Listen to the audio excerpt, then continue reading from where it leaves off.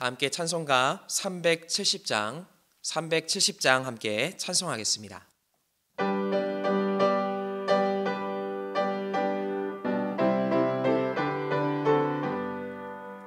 주 안에 있는 나에게 딴 근심이 있으랴. 십자가 밑에 나아가 내 짐을 풀었네. 주님을 찬송하면서 할렐루야 할렐루야. 내 앞길 멀고 험해도 나 주님만 따라가리. 그 두려움이 변하여 내 기도 되었고, 전날의 한숨 변하여 내 노래 되었네. 주님을 찬송하면서 할렐루야 할렐루야. 내 앞길 멀고 험해도 나 주님만 따라가리. 내 주는 자비하셔서 늘 함께 계시고, 내 궁핍함을 아시고 늘 채워주시네. 주님을 찬송하면서 할렐루야 할렐루야. 내 앞길 멀고 험해도 나 주님만 따라가리. 내 주와 맺은 언약은 영불변하시니, 그 나라 가기까지는 늘 보호하시네. 주님을 찬송하면서 할렐루야 할렐루야. 내 앞길 멀고 험해도 나 주님만 따라가리. 찬송가 365장 힘차게 박수하시면서 함께 찬송하겠습니다.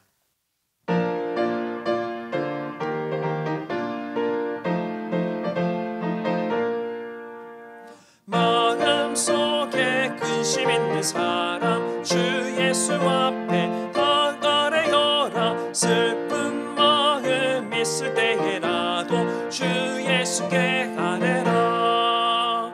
주 예수 앞에 아뢰어라. 주 우리의 친구니, 무엇이나 근심하지 말고 주 예수께 아뢰라. 눈물 나며 기쁜 한숨 쉴 때 주 예수 앞에 아뢰어라. 은밀한 죄 내게 있더라도 주 예수께 아뢰라. 주 예수 앞에 아뢰어라. 주 우리의 친구니, 무엇이나 근심하지 말고 주 예수께 아뢰라. 괴로움과 두려움 있을 때 주 예수 앞에 아뢰어라. 내 길 일을 염려하지 말고 주 예수께 아뢰라. 주 예수 앞에 아뢰어라. 주 우리의 친구니, 무엇이나 근심하지 말고 주 예수께 아뢰라. 죽음 앞에 겁을 내는 자여 주 예수 앞에 아뢰어라. 하늘나라 바라보는 자여 주 예수께 아뢰라. 주 예수 앞에 아뢰어라. 주 우리의 친구니, 무엇이나 근심하지 말고 주 예수께 아뢰라. 오늘의 성경 말씀은 신약 요한복음 9장 1절부터 7절까지의 말씀입니다. 요한복음 9장 1절부터 7절까지의 말씀을 저와 여러분들이 한 절씩 교독해서 읽도록 하겠습니다. 예수께서 길을 가실 때에 날 때부터 맹인된 사람을 보신지라. 제자들이 물어 이르되 랍비여, 이 사람이 맹인으로 난 것이 누구의 죄로 인함이니까? 자기니까 그의 부모니까? 예수께서 대답하시되 이 사람이나 그 부모의 죄로 인한 것이 아니라 그에게서 하나님이 하시는 일을 나타내고자 하심이라. 때가 아직 낮음에 나를 보내신 이의 일을 우리가 하여야 하리라. 밤이 오리니 그때는 아무도 일할 수 없느니라. 내가 세상에 있는 동안에는 세상의 빛이로라. 이 말씀을 하시고 땅에 침을 뱉어 진흙을 이겨 그의 눈에 바르시고. 함께 읽겠습니다. 이르시되 실로암 못에 가서 씻으라 하시니, 실로암은 번역하면 보냄을 받았다는 뜻이라. 이에 가서 씻고 밝은 눈으로 왔더라. 아멘. 할렐루야. 주님의 은혜와 사랑을 경험하는 복된 이 새벽 되시기를 주님의 이름으로 간절히 축원드립니다. 얼마 전 제 아이가 집에서 넘어지게 되었습니다. 그런데 그만 넘어진 곳이 색연필과 볼펜이 가득 담겨져 있는 연필꽂이 위로 넘어지게 되었습니다. 그 과정에서 몇몇 연필들이 아이의 배를 스치게 되었습니다. 다행히 깊이 박히지는 않았지만 아이의 배에는 상처가 나 있었습니다. 저는 얼른 그 배의 상처를 보면서 연고를 발라주고 또 마무리로 뽀로로 그림이 그려진 반창고를 상처 위에 붙여주었습니다. 아이는 이내 그 반창고가 좋았던 것인지 아니면 또 아버지의 만져줌이 좋았던지 반창고를 쓰다듬으며 저를 바라보며 미소를 짓고 있었습니다. 그런데 한편 옆에서 지켜보고 있던 큰 아이가 놀라서 그런 것인지 다친 동생 근처에 오지를 않는 것이었습니다. 그러면서 아이가 이런 마디를 던졌습니다. 난 피를 보면 무서워요. 상처를 바라봐도 보듬어 주고 싶었지만 다른 두려움이 생겨나서 상처 가까이 나오지 못했던 것입니다. 때로 우리는 종종 상처를 입기도 하고 또 주변 사람의 상처를 바라보기도 합니다. 육체의 상처이든 정신적인 상처이든 우리는 많은 상처들을 바라보며 삽니다. 하지만 상처를 대하는 것을 우리는 조금 껄끄러워합니다. 드러내는 것이 쉽지도 않고 감싸주는 것도 어렵기 때문인 것입니다.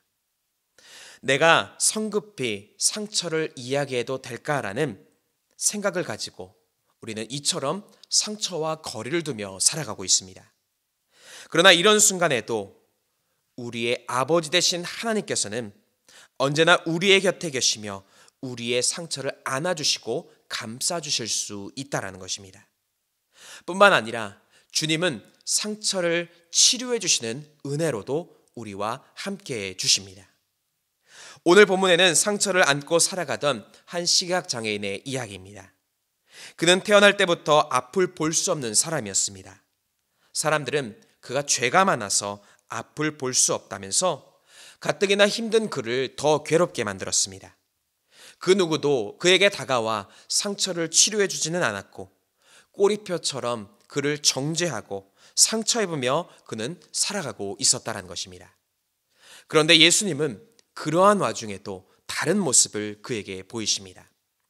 그의 연약함을 정죄한 것이 아니시라 오히려 불쌍히 여기시며 그의 눈을 띄워주셨다는 것입니다. 그리고 이 치료의 과정에서 그의 상처 입은 마음까지도 치료해 주십니다. 이처럼 주님은 우리의 상처를 감싸주시고 치료하십니다. 바라기는 이런 주님의 사랑으로서 우리 안에 혹 상처가 있다면 그 상처를 치유함 받으시고 하나님의 놀라운 은혜 가운데 거하는 복된 삶을 살아가시기를 주님의 이름으로 간절히 축원드립니다. 그렇다면 구체적으로 주님은 우리에게 어떤 은혜로 다가와 주십니까? 먼저 첫 번째로 어떠한 상처도 주님이 만져주십니다. 본문 1절은 이렇게 기록합니다. 예수께서 길을 가실 때에 날 때부터 맹인된 사람을 보신지라. 날 때부터 앞을 볼 수 없다라는 것은 어떠한 치료도 가능하지 않은 상태입니다. 고치면 될 것이 아니라 처음부터 아예 가지고 있지 않은 것이기에 새로운 것을 만들어야 하는 상황입니다. 그런데 인간의 육체에 어떠한 새로운 것을 누가 만들 수 있겠습니까? 사람은 결코 할 수 없습니다. 그러나 주님은 하실 수 있는 것입니다. 주님은 모두가 고칠 수 없다고 확정 지어 놓은 이 맹인에게 다가가십니다. 그리고 그를 자세히 보십니다. 다른 사람들은 그는 할 수 없다라고 그동안 손가락질하기 위해서 그를 지켜보았다면 주님은 고쳐주시고 새롭게 하시기 위해서 그를 주목하여 바라봐 주신 것입니다. 즉 어떠한 상처도 주님은 긍휼한 눈으로 바라봐 주시고 주목하시며 고쳐주시는 것입니다. 구약시대 이스라엘 백성들은 애굽에서 노예 생활을 하고 있었습니다. 혹독한 노예 생활로 인하여서 그들은 신음하였고 하나님께 부르짖었습니다. 그때 하나님은 그들을 모른 척하지 않으십니다. 그들의 상처의 소리에 귀 기울여 주셨고 이스라엘 백성들을 직접 도와주십니다. 지도자 모세를 세우셨고 그를 통해 출애굽을 이끌어 주신 것입니다. 이처럼 주님은 우리의 아픔을 모른 척하지 않으십니다. 주목하여 보시고 긍휼로 바라봐 주시고 사랑으로 바라봐 주신다는 것입니다. 이처럼 주님은 우리의 아픔을 모른 척하지 않으십니다. 주목하여 보시고 또 이해해 주시며 사랑으로 감싸 주십니다. 주님께서 바라보신다면 어떤 상처라도 치유될 수 있습니다. 이 믿음 안에서 어떠한 상처도 우리를 바라보시고 긍휼로 다가오시는 주님, 그 주님께 우리의 마음을 의지함을 통하여 상처를 치유함받는 복된 삶 살아가시기를 주님의 이름으로 간절히 축원드립니다. 두 번째로 상처를 선용하여 주십니다. 저는 이전에는 상처라는 것은 부끄럽고 가려야 하는 것이다 라는 생각을 했었습니다. 그런데 목회를 하는 과정에서 깨닫게 되는 것은 때로는 나에게 상처가 있다 할지라도 그 상처가 누군가의 마음을 알아가고 또 위로하는 데에 큰 힘이 되는 도구도 될 수 있다는 것입니다. 그런데 특별히 우리의 상처가 사람들의 입방아에 오르내리는 것이 아니라 주님의 손에 들려지게 된다면 상처는 주님의 영광의 도구로 쓰임받을 수 있다는 것입니다. 오늘 본문에서 예수님의 제자들 역시 맹인이 앞을 보지 못하는 이유를 죄 때문이다라고 이야기합니다. 하지만 그러한 생각에 예수님은 이렇게 말씀하십니다.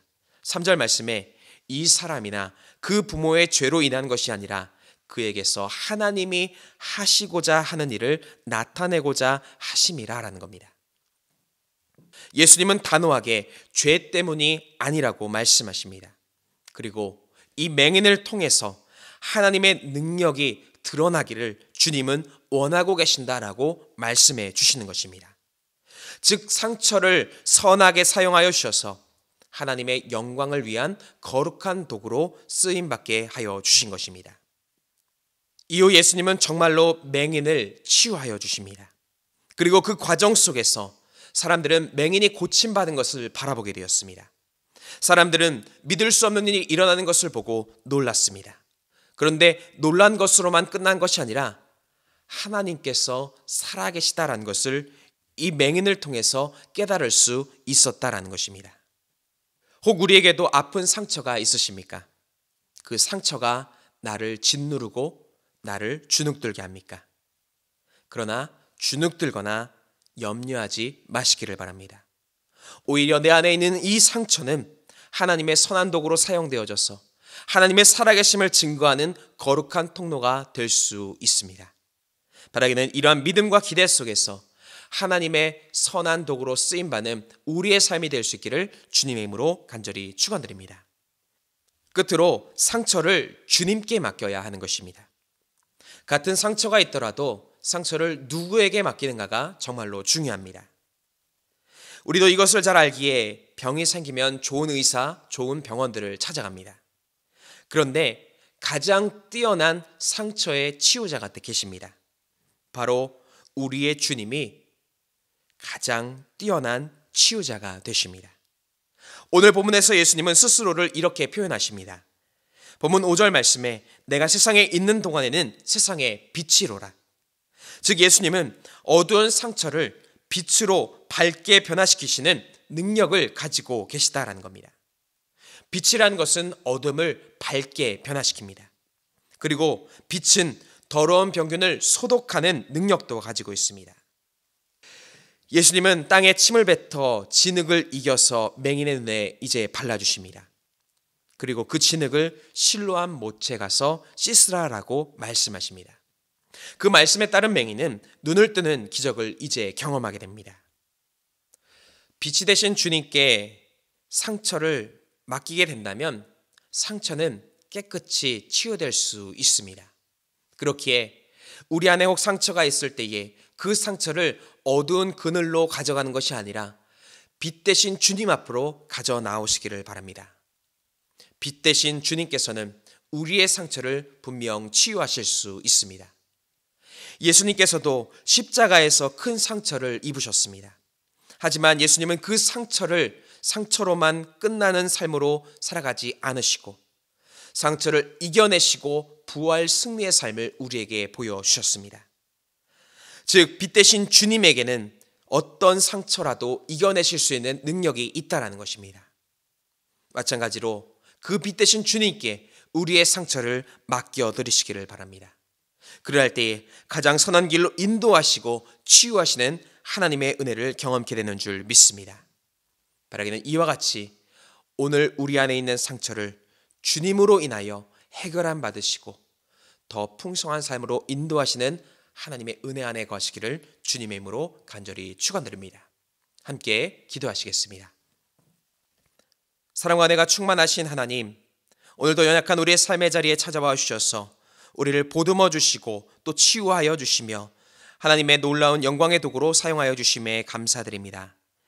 연약한 마음 가운데에 하나님께서 위로를 더하여 주시고 오히려 주님으로 인하여 빛된 삶을 살아갈 수 있도록 인도하여 주시옵소서. 오늘도 주님 앞에 정성 모아 귀한 예물을 드린 손길이 있습니다. 이 예물 통하여 하나님 영광 받아 주시옵고 드린 손길 가운데에는 한량없는 은혜와 축복으로 채우시고 인도하여 주시옵소서. 오늘도 주님께 간구할 때에 하나님 응답하여 주시고 우리의 마음판에 하나님의 큰 사랑이 거할 수 있도록 인도하여 주시옵소서. 모든 것 감사드리며 우리 구주 예수 그리스도의 이름으로 간절히 기도드립니다. 아멘. 하늘에 계신 우리 아버지여, 이름이 거룩히 여김을 받으시오며 나라가 임하시오며 뜻이 하늘에서 이루어진 것 같이 땅에서도 이루어지이다. 오늘 우리에게 일용할 양식을 주시옵고 우리가 우리에게 죄 지은 자를 사하여 준 것 같이 우리 죄를 사하여 주시옵고 우리를 시험에 들게 하지 마시옵고 다만 악에서 구하시옵소서. 나라와 권세와 영광이 아버지께 영원히 있사옵나이다. 아멘. 이 시간 함께 공동의 기도 제목을 가지고 함께 통성으로 기도하겠습니다. 먼저 주신 말씀에 의지하여 함께 기도하겠습니다. 또한 사순절을 맞이하여 우리가 하나님의 거룩함을 닮아가게 하여 주시고 주님의 은혜 안에 거하는 거룩한 시간 되게 하여 주시옵소서. 기도하겠습니다. 또한 나라 민족을 위해서 기도하실 때에 이 민족의 평화와 안정을 위해서 특별히 대통령과 위정자들을 위해서 또 질병의 종식을 위하여 함께 기도하겠습니다. 또한 교회를 위해서 기도하실 때에 사랑으로 세상을 치유하는 교회가 될 수 있도록 함께 기도해 주시고 또한 담임 목사님의 신혼의 강건함을 위해서 함께 기도하겠습니다.